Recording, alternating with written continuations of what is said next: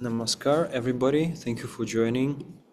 We'll try to translate it for Stanislav. Stanislav, сколько у тебя есть времени?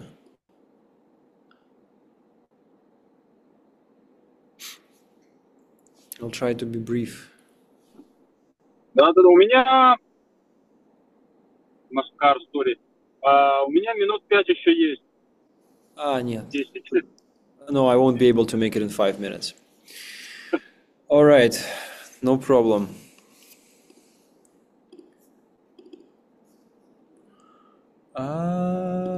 All right, so I tried to follow this presentation. So the seventh Shila is moral courage. And I will first read Baba's quotes on it directly. So, okay, Ekamati, can you read the first one, please? Can you? Sure, yeah. His other wife, Ganga, had a son called Kartikeya, but he was more of a dandy. Even though he wished to, he did not have the moral courage to practice Tantra. The practice of Tantra requires a little courage. It is not for cowards. Some people say that Kirtikeya was known as Devashanapati and was a general of the gods. Deva means god, and Shanapati means military general, but the fact of the matter is different. Source Farava and Pairavi. Okay, so this is well, you can try to find and read the entire discourse, but basically Baba is discussing the historical son of the historical figure Shiva, not the god, but the first guru, Adi Yogi, the first yogi, and his son. And basically, yeah. So yeah, he's basically praising the quality of courage, and unfortunately admits that this child did not have this in this case. Okay, can somebody read the next one? Drapesh, do you mind? No, not at all. Can you read the two of them, please? Yeah. Hatred is not an expression of moral courage. It is definitely not a praiseworthy tendency. Source, Sambhuti and Mahasambhuti. Those people whose language is suppressed lose their moral courage, initiative, and power to protest. Source, the language issue. So, yeah. Interesting that Baba has never talking about hatred in a positive way. He's talking about anger, that it can be sentient, but hatred, he calls it even in Sanskrit, I think, as one of the pashus or bondages, ghrina. So not an expression of moral courage.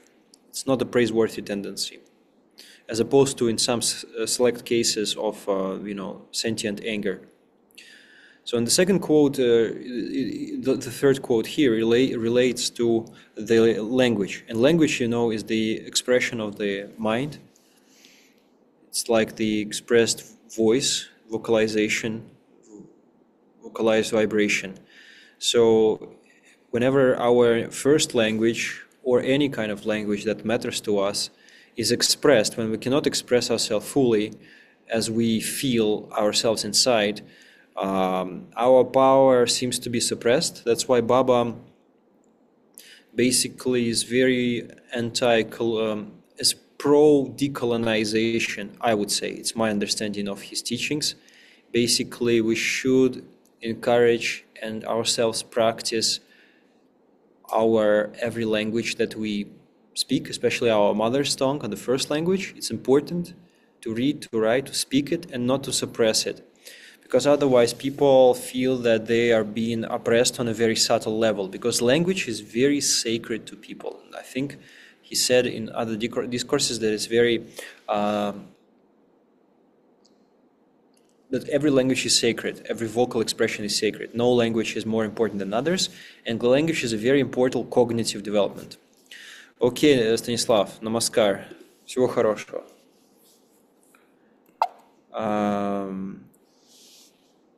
So yes.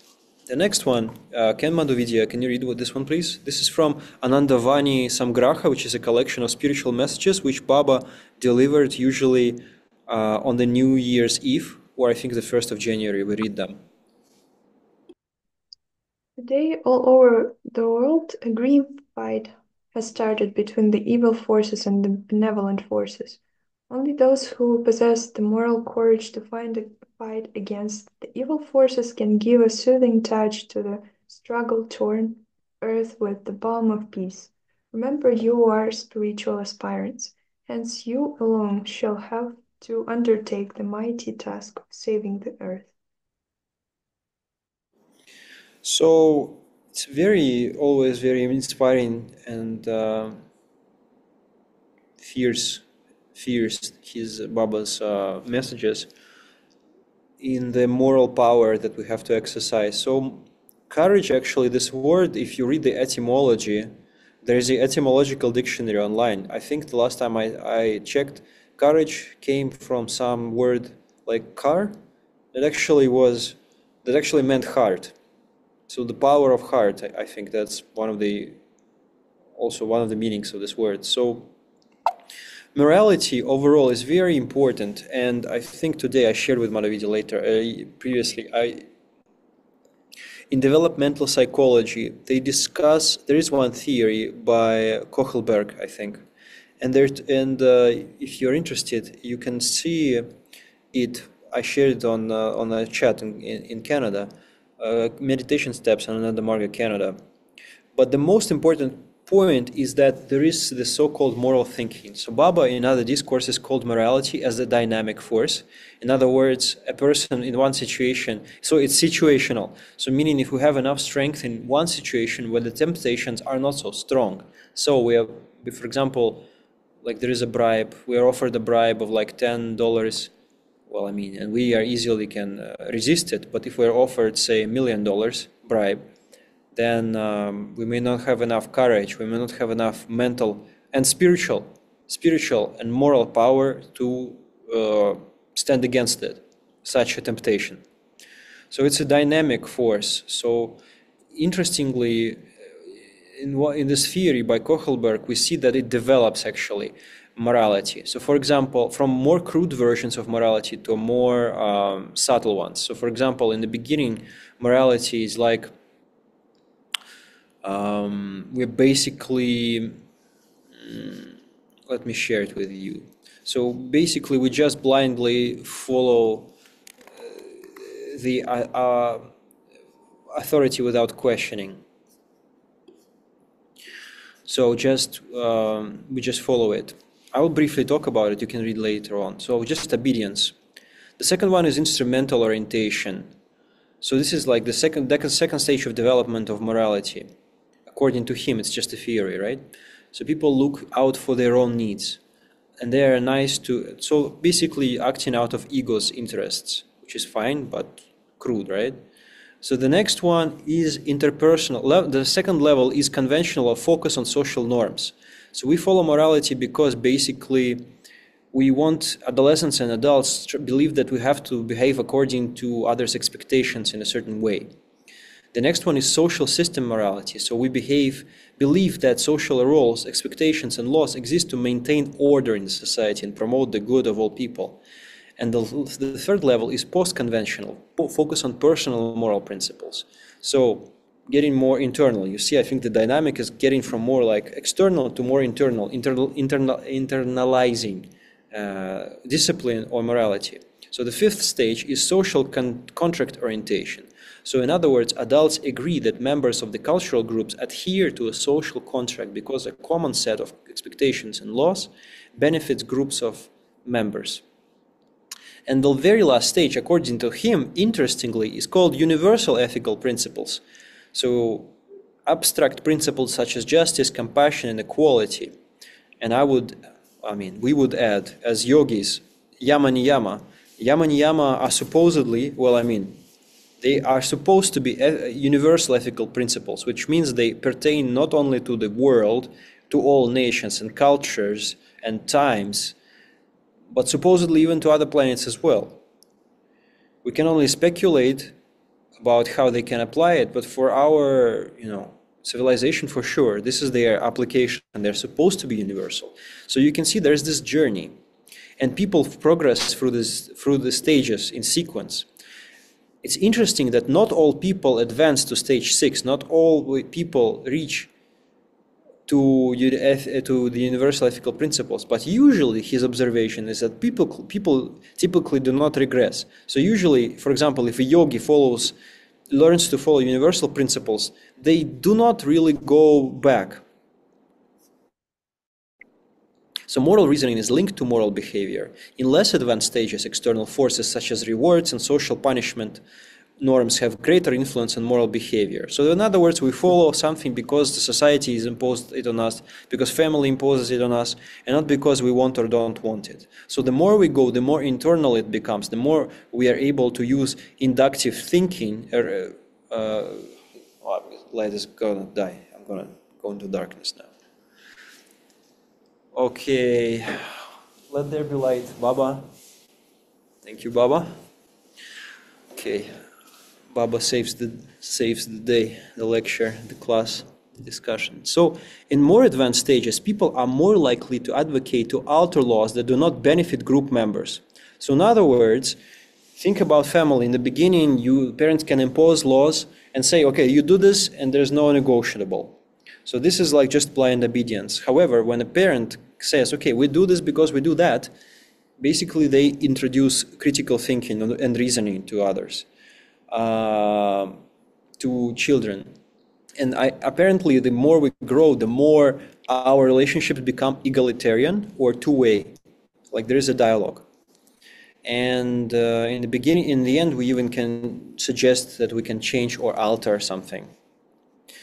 And the critique of this theory, of course, the inconsistencies are that adolescents often switch between stages depending on the context.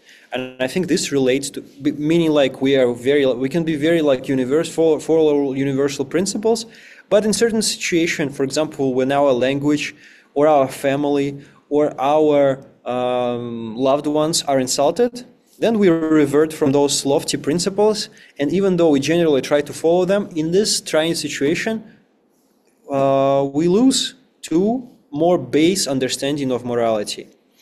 And then the next one is cross-cultural evidence is inconsistent with this theory. Well, some of it, right? So cross-cultural evidence is also inconsistent with this theory. So maybe, I think it says that maybe the passage may be a little bit, but I think my subjective understanding is that overall, this progression is more or less corresponds to reality, to the nature of development of moral behavior.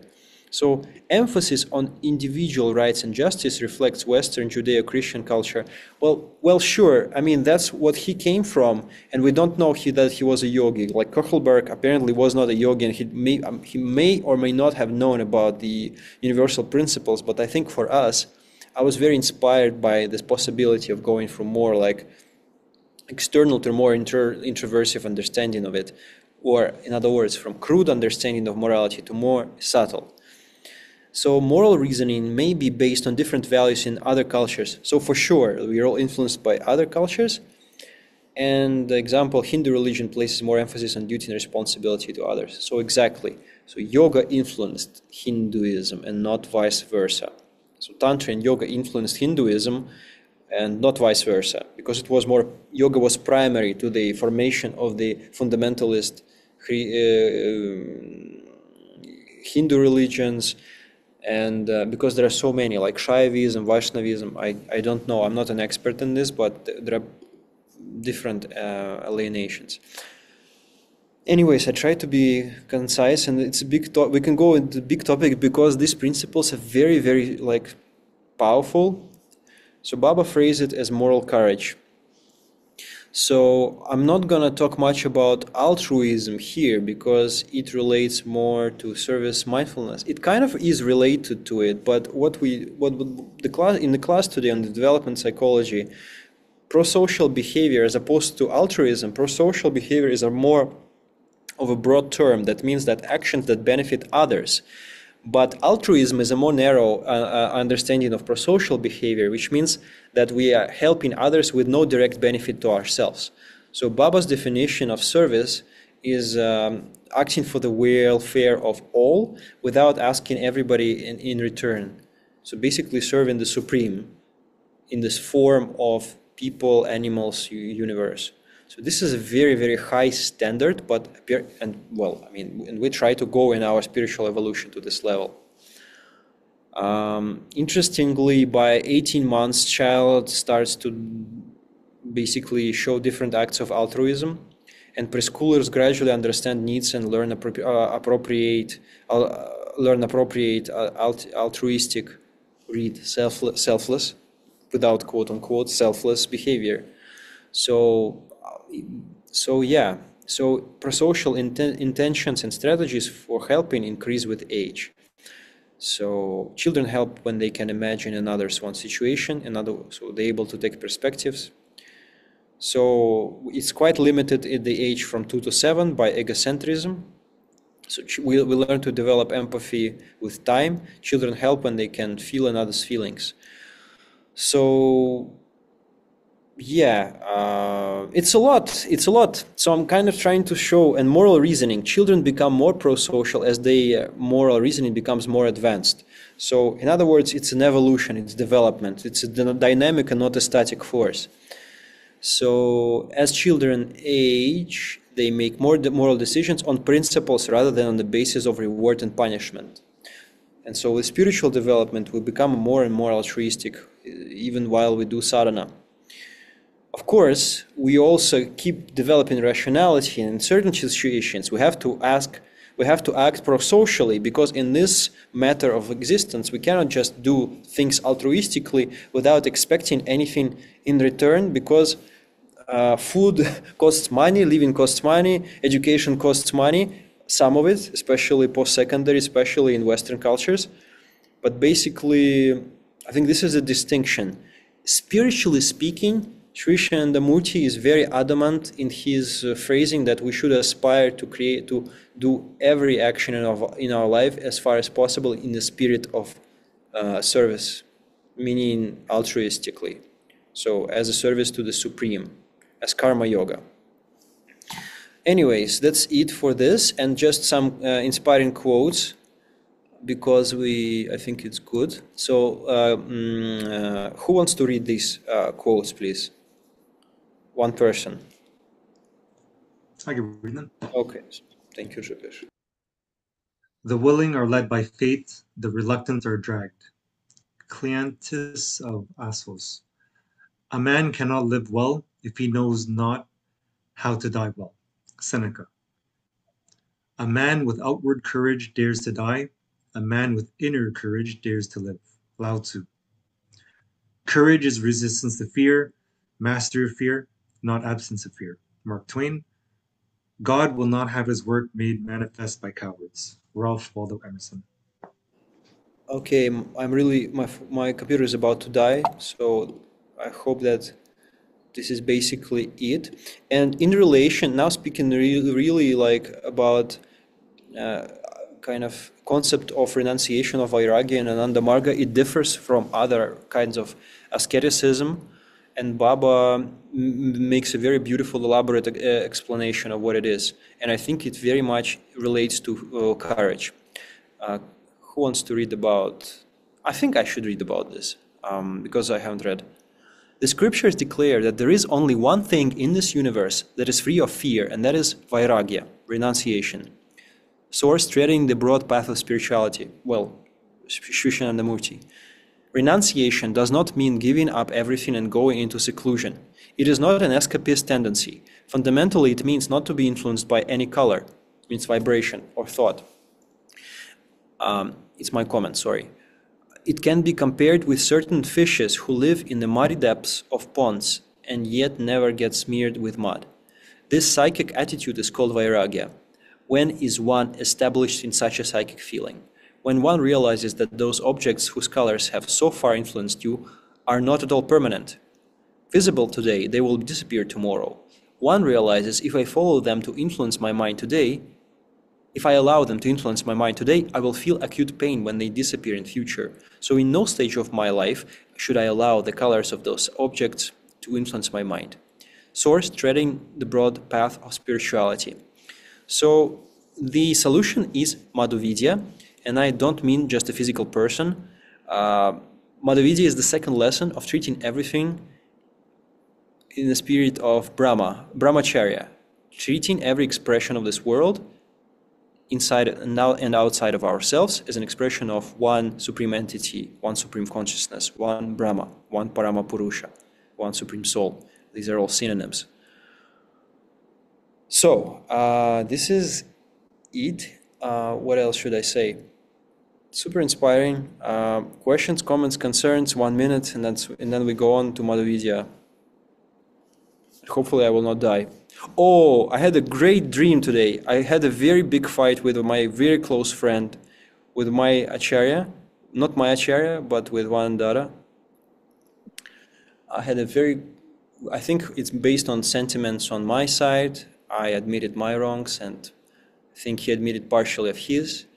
We're all emotional human beings. We clashed about our understanding of how to behave in different situations.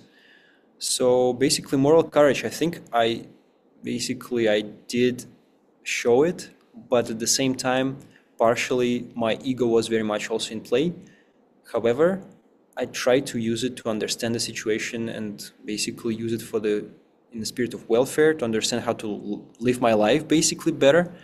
But I was partially wrong, and the rule is in Baba's system, if you are even 1% wrong, you admit that you are wrong and thank the person, which I try to do.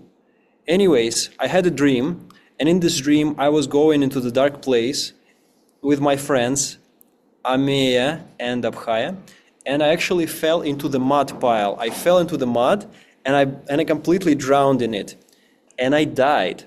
But after death, I saw bright light, and I felt very good and warm, and I wasn't like anxious or terrified or afraid.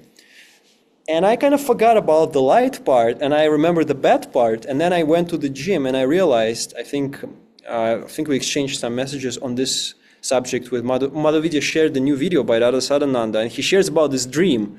And I was like, I also had a dream tonight, and my dream was like negative. And then I started thinking about it. Well, actually, no. The message is focus on the light, guy. Focus on the light. And then I thought about, yeah, there was light in this dream.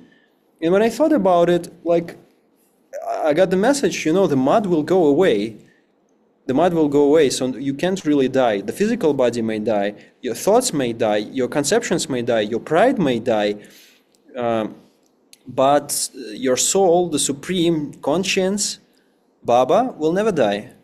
And we are essentially that, and I think that is the meaning of moral courage, to do sadhana and to continue doing the best we can. And that's it. Okay, I'm terribly over time. Sorry. Thank you, Nirmal. Very inspiring story, especially that part about your dream. Yes. I think Baba, granted me a wish to have more experience with him through that medium. I like dreams.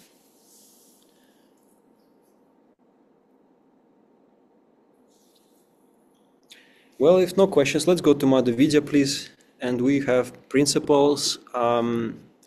Let me see. We have principles that, 5 to 6, and hopefully 8 to 9. Ekamati will cover if we get to it. Yes, so the fifth principle is all-round self-restraint. And so a few examples from philosophers. Socrates said, the unexamined life is not worth living.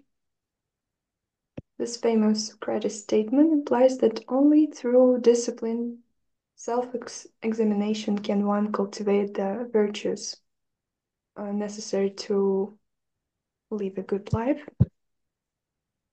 Plato said, self-control is the key to true freedom. So it's central virtue that ensures inner harmony and social justice. The man who is master of himself is truly free. This reflects Plato's belief that mastery over one's desires, emotions, and appetites is essential for both personal freedom and the health of the state. Epictetus: wealth consists not in having great possessions, but in having few wants. The statement reflects Epictetus' belief that reducing one's desires through self-restraint is a key to true wealth. Friedrich Nietzsche: he who cannot obey himself will be commanded. That is the nature of living creatures. Nietzsche emphasized that those who fail to exercise self-restraint and self-mastery will inevitably be subjected to external forces. And the greatest events, they are not our loudest, but our stillest hours. Here Nietzsche suggests that true greatness comes not from indulgence or excess, but from the quiet, controlled moments where one exerts self-restraint. And so, from the books of Sri Sri Anandamurti, petty thoughts give birth to mean behavior, and mean action is the result of mean behavior. So a person who does not want to be the perpetrator of any mean deed must maintain restraint in their behavior and integrity in their thought. That is why the savants and sages of every age and every country have laid enormous emphasis on good behavior and good thoughts. From Ku to Munjara, discourse number 27. And another one from the 10 characteristics of Dharma. The sixth characteristic is Indriya Nigraha. In Sanskrit, Indra means controller, headman, or patriarch. The Persian word is Sardar. Sar means head and Dar means owner. So Sardar means a person who gets the work done while remaining at the helm of affairs. There are 10 organs, Indriyas, 5 sensory and 5 motor. As they exercise control over the physical activities, they are called Indra, which literally means dominating entity. The subtler mind, or Atman, is superior to these organs. You will have to keep the Indriyas under control with your mental and spiritual power. This is why in dharmic life, the control of the organs is an imperative necessity. In the spiritual sphere, one will have to exercise control over the sensory and motor organs.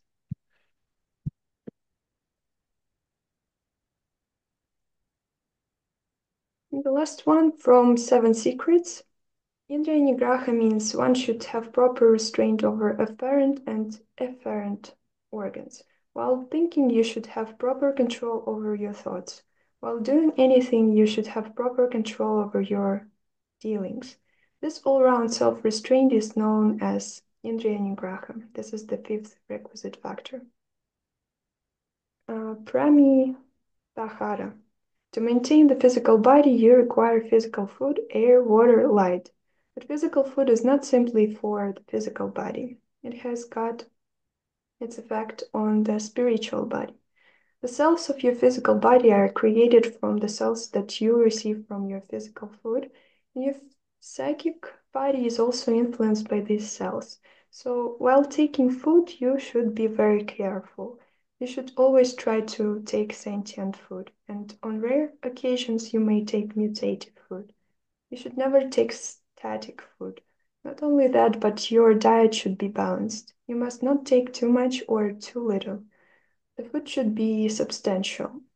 When it is balanced or measured, and at the same time substantial, that type of food is called Pramidahara in Sanskrit.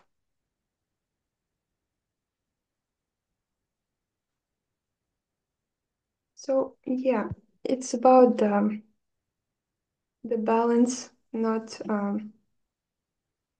taking too much, not taking too little, trying to stay in the middle, and control all our sensory organs, control what we look at, what we hear, what we see. Always ask ourselves why we choose to do that, to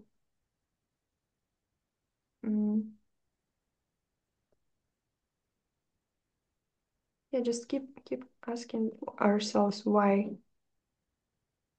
so that we can keep our balance in every sphere.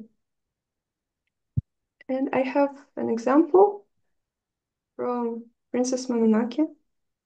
In Princess Mononoke, Ashitaka, the protagonist, exemplifies the principle of self-restraint in his efforts to find a peaceful resolution between the humans and the spirits of the forest. After being cursed by a boar demon, Ashitaka embarks on a journey to find a cure. But his journey is also one of personal restraint, as he seeks balance between the destructive forces of humanity and the vengeful spirits of nature. Example: Ashitaka's ability to control his anger and emotions, despite the curse growing influence, allows him to remain clear-headed and compassionate. He refrains from giving into the desire for revenge and violence, instead seeking understanding and reconciliation. The self-restraint enables him to mediate between Lady Eboshi, who represents industrial progress, and Ashitaka's allies from the forest, ultimately leading to a fragile but hopeful truce. This restraint prevents the curse from fully consuming him, symbolizing how controlling one's impulses can lead to harmony and peace.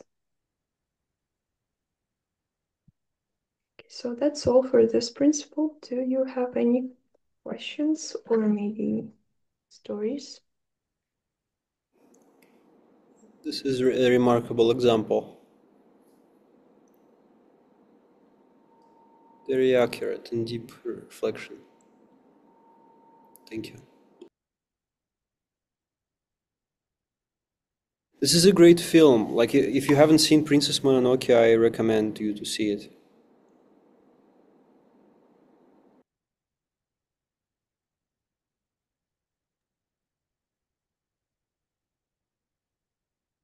Yeah, ChatGPT helped me with this.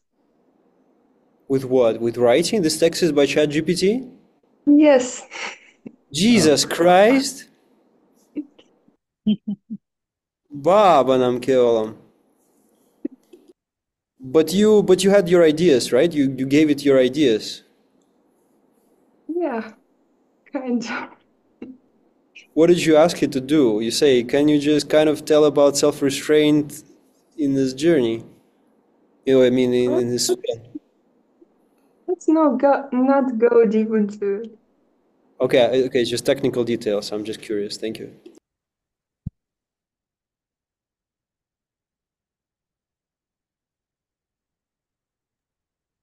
Okay, any examples that anyone remembers about self-restraint from personal life? I don't have it from a personal life, but I think you guys know of Ulysses or Odysseus, like the story, the journey of Odysseus, the Trojan War. Trojan War. It was led by the Greek leader Odysseus. Iliad, even Iliad by Homer. Yeah, there are two parts, right? Iliad is about the war, the Trojan War, right? And then there is the second part when he returns home.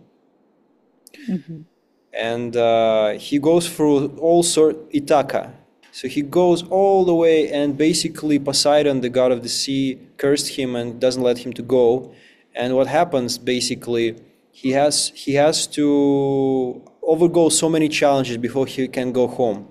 And two challenges that come to my mind. One of them is basically the ship is going through the rock, nearby the rock, and there are sirens who are sweetly singing. So sirens are very beautiful women who are partially women, partially demons, and so their singing is very melodious.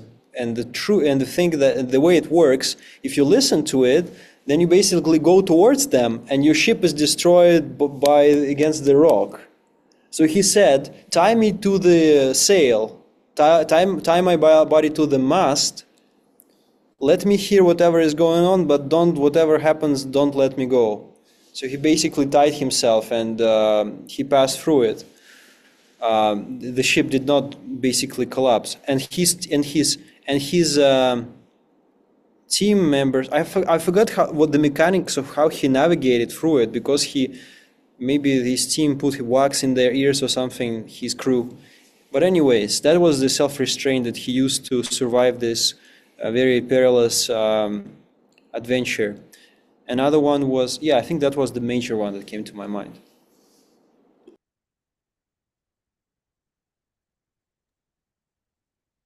Okay, thank you. So I think nobody wants to share anything else. I'll continue with the next principle.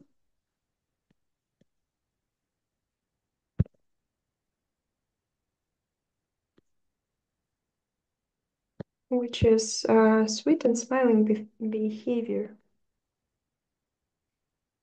In Buddhism, quote, "Let none deceive another or despise any being in any state. Let none through anger or ill will wish harm upon another." This passage encourages benevolent intent and kindness towards others, free from ill will or hostility. Thomas Aquinas. Love is a habit whereby we seek the good of another. This passage underscores the importance of acting with benevolence and care toward others, particularly through loving actions. And from Baba, if a person tries to get his work done, spending whatever time he may have available to organize that work in coarse behavior to another person, he may perhaps get the work done, but it is more likely that he will not get it done. If, however, he tries to get the work done by spending even a fraction of the same time in sweet words and good behavior, time will be saved, and there will be a greater chance of success. So sweet words or good behavior, which are certainly marks of higher culture, are also steps to success. The word kanda is also used for such people who use sweet words in their social life. The word kanda is also used as a noun for that particular work. From Discourse 21. Another one. There are endless varieties of humans in the world. Each of them, according to his or her inherent samskaras, is moving forward from the distant past to the distant future. But how many of them are really human beings? How few people can we fully trust, to whom we can tell all our pains and pleasures, to whom we can divulge all the thoughts of our minds and hearts and feel completely relieved, to whom we can say, "Oh Lord, you know everything. I have nothing to hide from you." No, we do not ordinarily find such people. They are not only rare, they are also as sweet as honey. After coming into contact with such a person even once, one feels forever drawn to him. One's heart yearns for him. One cannot help but be pulled by his irresistible attraction. He is at the same time filled with sweetness and difficult to attain. One cannot get him easily, like puffed rice in the marketplace. We cannot build a temple and permanently confine him inside. Even if one runs about the external world like a mad dog, one will not find him. One will have to seek him, the most beloved with the highest love in the innermost recesses of the heart, in the most solitary jewel case of the mind. From light comes.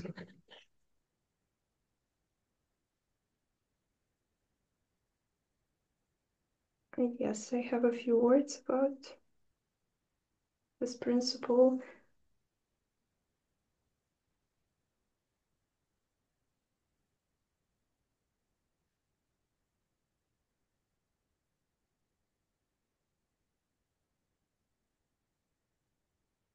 Yeah, so it's not about trying to have a smile on your face all the time. It's about trying to develop that ability to grow inside yourself the benevolent intent towards every person you meet and approach everyone with the same benevolence, even if it's hard. So if we apply this principle, Dada Siddhananda says, even this simple principle can change a lot in our relationships. And the example is from Spirited Away. Chihiro, the protagonist of Spirited Away, starts as a frightened, self-centered girl when she enters the magical world of spirits. Over the course of the movie, her benevolent intent, her willingness to help others despite her fear and uncertainty, and her consistent smiling behavior when she does so, leads to her personal growth and the healing of those around her. Example, when Chihiro helps the sink spirit, who turns out to be a river spirit, by cleaning it up, she is rewarded with a token of gratitude and, more importantly, earns the respect of those around her. This act of kindness and her positive attitude towards the situation help her become a braver, more self-reliant individual. Her efforts directly influence the recovery of other characters such as Haku and ultimately lead to her return to the human world. I think that's it from me. Do you guys have anything to add?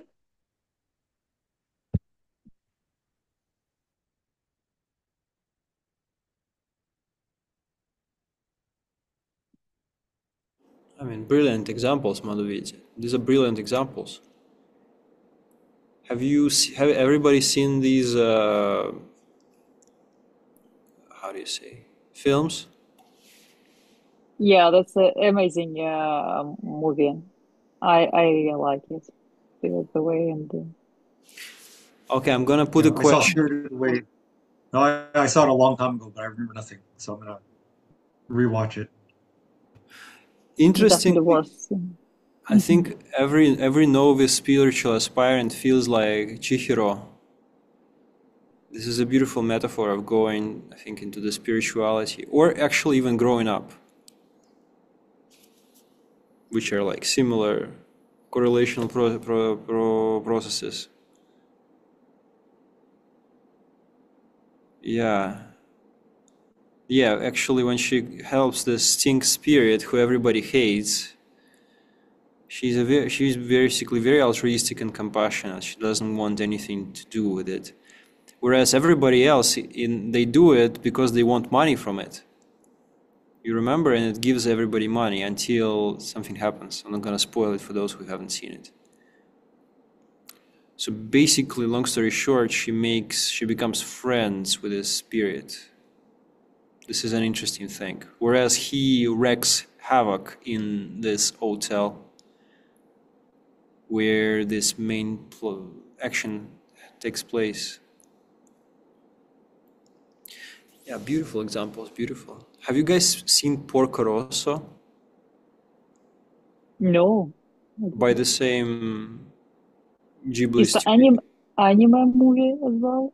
Yeah, by the same Hayao Miyazaki, by Ghibli, Mhm. his studio, Ghibli. Okay. It's a very beautiful one as well. I'm not sure which principle. Has anyone seen it? Madhuvidyā, Max? I've heard of What's the it, but name I did again? hear about it being good. It's really good. But Nirmal, what is the I'll name actually of take this this movie moment again? to. It's called Porco Rosso. It's about this pilot in the Second World War who basically turned into a half person, half pig. So he's like a pig who acts like a human. I love this character. It's probably one of my favorite characters.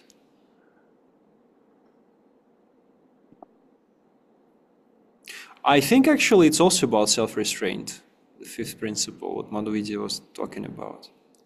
Basically, what makes a human, what makes a dignified human being, and what makes an animal. Not an animal, but say subhuman, say. I don't think we have time for Ekamati, like 8 minutes. I don't know. Or do you want to give it a try? What do you feel like? Actually, my presentation is not very long. At least we can go through one principle if you don't mind, or we can leave it to the next time. It's up to you guys. We have time? What do you think, guys? Madhuvidyā, Max, Zepesh? Let's do one principle. Yeah, sure. Okay, let me share then. Right. So let me start with the principle with Shiila number 8. So setting an example by individual conduct before asking anybody to do the same. Actually, I would like to give you some citation from The Light Comes. It's a book written by Shishyana Namurti. So he said, actions and not logic establish one's superiority.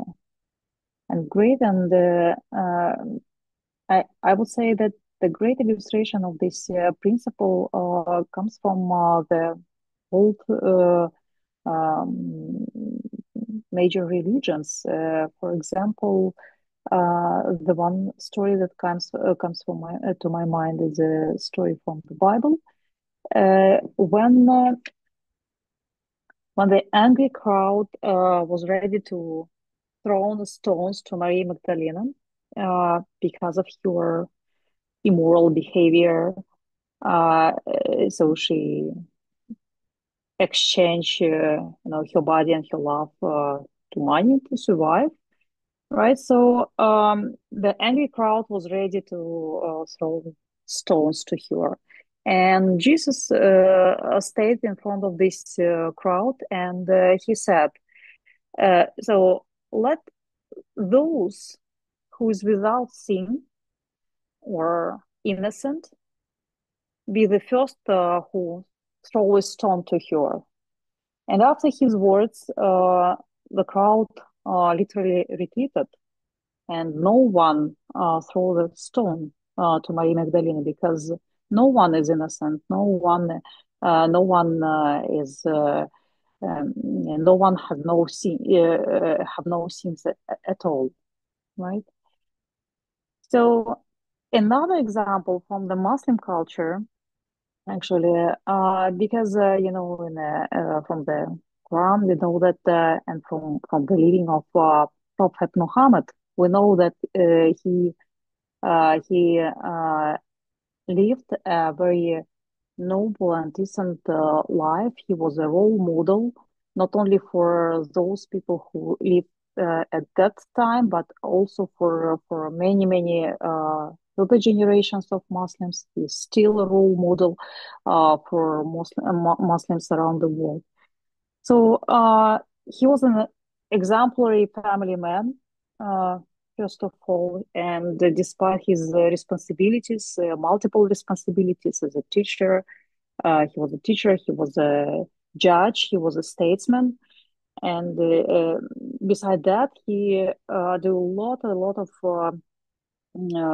household works, like domestic activities, right? He milked his goat, he mended his clothes, he repaired his shoes, and visited poor people who, when they got sick, and helped them. So he demonstrated the very, very high moral standard of behavior for other people, right? So, and literally, this personal example made him, someone who can, ask or inspire other people, who literally inspired other people to follow his role model, right? To follow him. So that's why it's really increasingly important to demonstrate by your deeds, not by your just your words. Demonstrate by your deeds this very high standard of morality, of very high standard of behavior, right? So, to support this principle, you probably recognize the lyrics that I represented here on this slide. It's a quite popular song, one of the world famous singer. You probably know. You probably can just try to guess, give your best guess who it might be.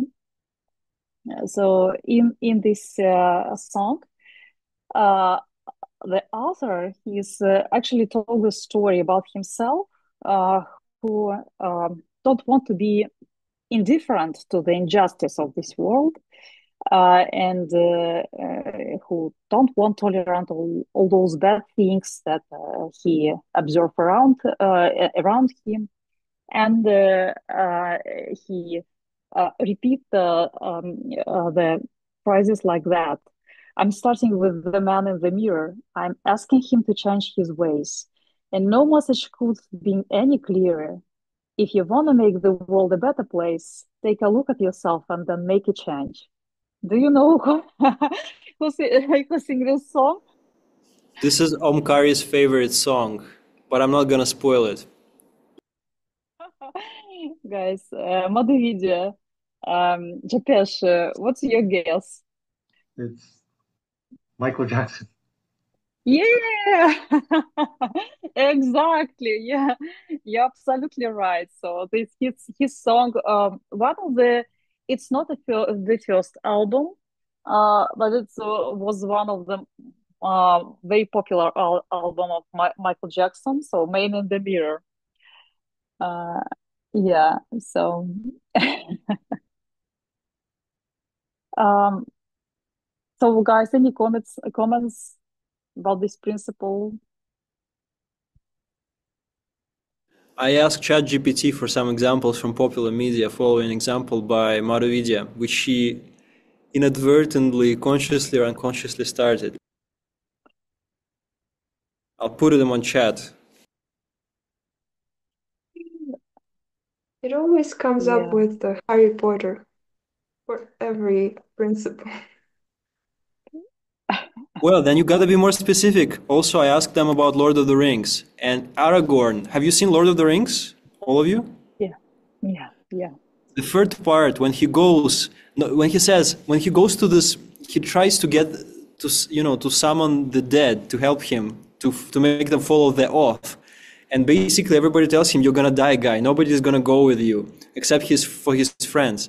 And then he goes for this challenge and ends up convincing those spirits to basically live up to the oath. So this is a very beautiful example of leadership. Like, I'm very inspired by the ChatGPT, remembering this part. It's such a great moment in Lord of the Rings, The Return of the King, the last part. So he goes on his own. He goes on his own. Nobody, not expecting everybody to follow.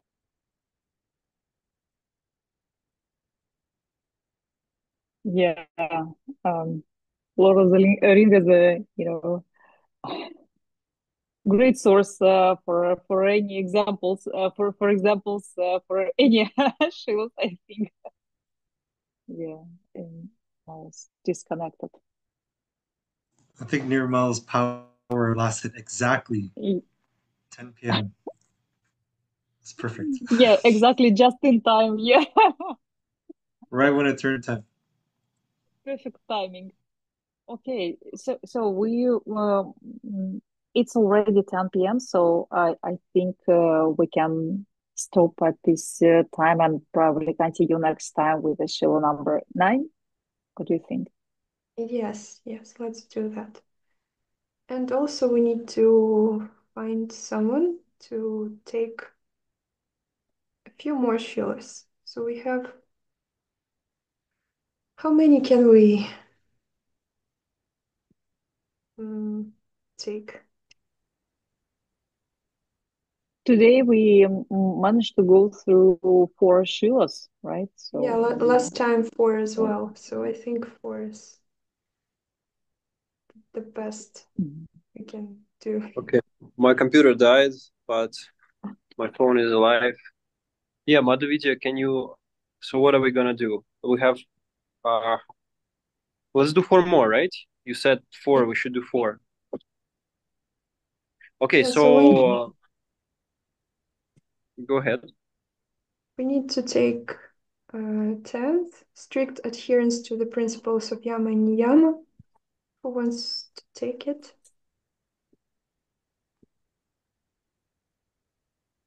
but I can take it. Okay, so yeah, so we'll Leading have by 10. example. Very good. Yeah. 11th So is yeah, go mhm. ahead. So number 9 and number 10 for myself for the next time. Okay, good. The next one is due to carelessness. If any mistake has been committed unknowingly or unconsciously, one must admit it immediately and ask for punishment. I already mentioned it. If nobody wants to take it, I can do it. But maybe you or Japesh want to do it. Actually, I can I go could try it. do any. Max wants to take it. Oh, Max wants to take it. But let him take it then. Okay. But you just write it down so that I know actually what needs to be researched though. And the 12th, even while dealing with a person of inimical nature, one must keep oneself free from hatred, anger, and vanity. I can take Oh, it. I love this principle. I love this principle. I will help provide examples. Thank you, sir. Okay, I'm Does that leaving. mean you're taking it, or did you want me to take it? Do you want So to take Madhuvidyā it? took it, no? I can pass. You want me to? So I'd take it. Yeah, sure, So you number can 12? take it. Yeah, 12. Okay.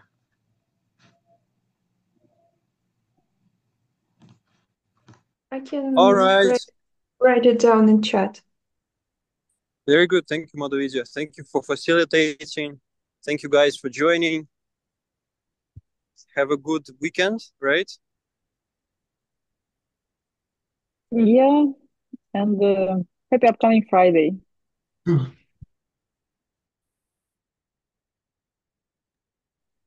Okay. Thank you. Namaskar. Thank you, everyone. Namaskar. Namaskar, everyone.